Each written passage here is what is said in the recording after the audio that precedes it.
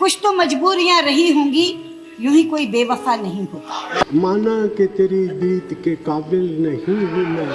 पिछड़ा कुछ इस अदा से कि रुत ही बदल गई, एक शख्स सारे शहर को वीरान कर गया। खालिद शरीफ का लिखा ये शेर आपके हमारे हाले दिल को बयां कर रहा है। पूर्व प्रधानमंत्री डॉक्टर मनमोहन सिंह 2024 के साल का अंत होते होते इस दुनिया को अलविदा कह गए। अब रह गई है तो उनकी यादें।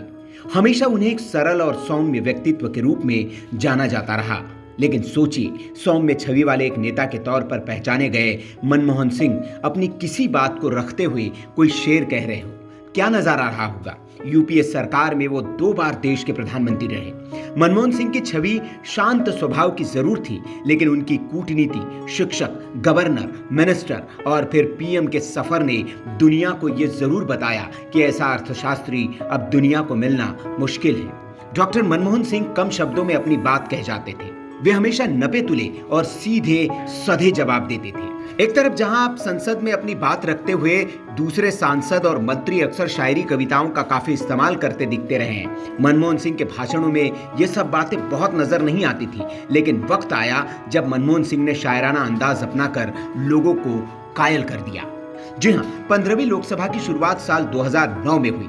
मनमोहन सिंह लगातार दूसरी बार देश के प्रधानमंत्री बने। 2004 से 9 के बीच कांग्रेस के 145 सांसदों के साथ और यूपीए के 15 दलों को लेकर मनमोहन सिंह ने यूपीए पार्ट 1 की सरकार को बेहद शानदार तरीके से चलाया। और शायद यही बड़ी वजह थी कि साल 2009 में जनता ने जनादेश भी मनमोहन सिंह के पक्ष में दिया। कांग्रेस 145 से 206 सांसदों तक पहुंच गई। 2009 से 2011 तक तो यूपीए पार्ट 2 की सरकार स्थिर रही, लेकिन फिर उनके खिलाफ देश में माहौल बनने लगा। यह वो वक्त था जब भारत में अन्ना आंदोलन, विकिलीक्स खुलासे, दिल्ली में बाबा रामदेव के डेरे ने राजनीतिक गलियारों में हलचल मचा दी थी। मीडिया से लेकर अखबारों के पन्ने इस खबरों से पटे रहते थे। मनमोहन सिंह पर इस वक्त सवाल उठने लगे। वो मुश्किलों से घिरते जा रहे थे। विपक्ष ने कई मुद्दों को भुनाया। जुलियन असांज के विकिलीक्स खुलासों से पूरी दुनिया ने मानो भूचाल आ गया। विपक्ष ने इसे भी लपक लिया। भारत भी इससे अछूता नहीं रहा। संसद में सुषमा स्वराज के नेतृत्व में विपक्ष लगातार मनमोहन सिंह को घेरे हुए था। भारत की पूर्व विदेश मंत्री सुषमा स्वराज भी प्रखर वक्ता थी। उन्होंने पीएम मनमोहन सिंह पर शहाब जाफरी की पंक्तियों के साथ हमला बोला। आज एक शेर पूछ करके मैं आपसे जवाब पूछना चाहती हूँ। तू इधर उधर की ना बात कर, ये बता कि काफिला क्यों लूटा। तू इधर उधर की ना बात कर, ये बता कि काफिला क्यों लूटा। हमें रहजनों से गिरा नहीं, तेरी रहबरी का ख्याल है। सुषमा स्वराज ने सदन में यह शेर पढ़ा तो इसका जवाब देते हुए मनमोहन सिंह ने भी अल्लामा इकबाल का एक शेर पढ़ दिया। विनम्रता और सौम्यता के लिए जाने जाने वाले पूर्व पीएम मनमोहन सिंह ने बहुत शांत स्वभाव के साथ विपक्ष को जवाब शायराना अंदाज में ही दिया। माना कि तेरी दीद के काबिल नहीं हूँ मैं।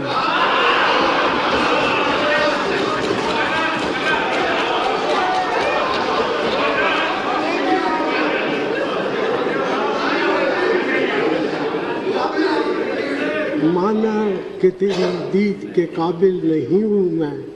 तू मेरा शौक तो देख, मेरा इंतजार देख।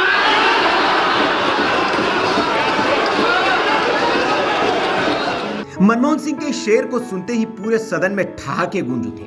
खुद सुषमा स्वराज भी अपने चेहरे की मुस्कान नहीं रोक पाई थी। मनमोहन सिंह ने सुषमा स्वराज को जवाब देने के लिए मिर्जा गालिब का शेर सुना। A poet has said, हमको है उनसे वफा की उम्मीद जो जानते नहीं वफा क्या है। इस शेर को सुनने के बाद सुषमा स्वराज भी कहां चुप रहने वाली थी। उन्होंने कहा कि शायरी का एक अदब होता है कि शेर कभी उधार नहीं रखा जाता, इसलिए मैं प्रधानमंत्री का ये उधार चुकता करना चाहती हूँ। सुषमा ने जवाबी हमले के लिए 2 शेर चुने। पहला शेर उन्होंने बशीर बद्र का पढ़ा। प्रधानमंत्री जी ने बीजेपी को मुखातिब करके एक शेर पढ़ा। उन्होंने कहा, हमको उनसे वफा की है उम्मीद जो नहीं जानते वफा क्या है।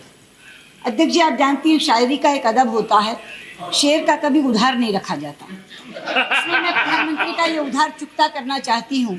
एक नहीं 2 शेर पढ़ के। पहला, फिर उन पे उधार हो जाएगा। पहला, प्रधानमंत्री जी, कुछ तो मजबूरियां रही होंगी, कुछ तो मजबूरियां रही होंगी, यूं ही कोई बेवफा नहीं होता। दूसरा शेर पढ़ रही हूँ, आपको मुखातिब करके, तुम्हें वफा याद नहीं, हमें जफा याद नहीं, जिंदगी और मौत के दो ही तो तराने हैं, एक तुम्हें याद नहीं, एक हमें याद नहीं। तो सुषमा स्वराज ने भी अपने शेरो शायरी से मनमोहन सिंह को संसद में चुप करा दिया। बता दें कि दोनों दिग्गजों के बीच शायरी का दूसरा मुकाबला साल 2013 में राष्ट्रपति के अभिभाषण पर धन्यवाद प्रस्ताव के दौरान हुआ। पूर्व विदेश मंत्री सुषमा स्वराज का निधन 2019 में हुआ था। लेकिन भले ही ये दोनों नेता आज हमारे बीच न हो, लेकिन उनकी यादें हमेशा के लिए एक डिजिटल दस्तावेज के तौर पर हमारे साथ जरूर है। Bureau report, VK news. VK news, राष्ट्र के नाम।